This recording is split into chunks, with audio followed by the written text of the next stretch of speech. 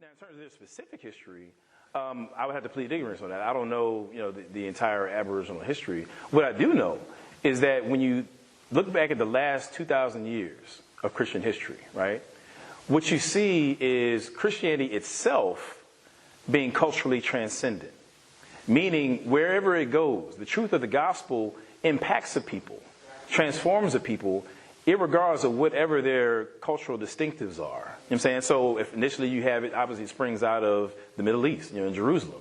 But then as it, filters into, North Africa and other areas of the Roman world, wherever it goes, this gospel, because it is transcendent, it's bigger than the ethnic or cultural limitations that we assign to one another.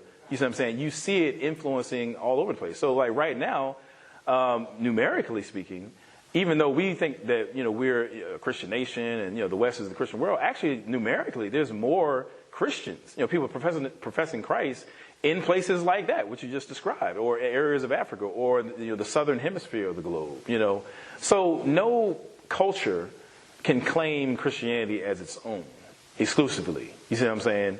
Now, again, as far as their specific history, I don't know. I don't know how it is that they came to know Christ. But one thing I want to make a distinction. So actually, this raises an important issue of making a distinction between Christianity itself and, say, maybe the deeds of the church or something like that. Now, let me kind of illustrate that. So I'm from Virginia, right?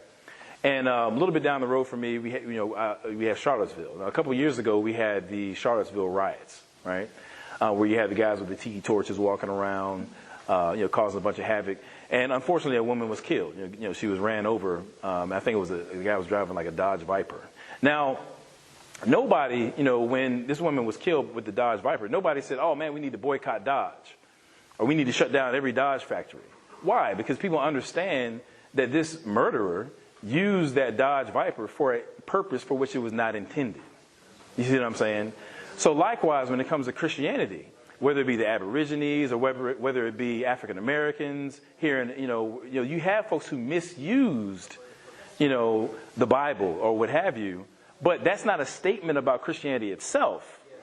That's a statement about how a wicked man is. You know what I'm saying, and the Bible addresses that. So that's how I would engage that. Anybody else? Yes, sir.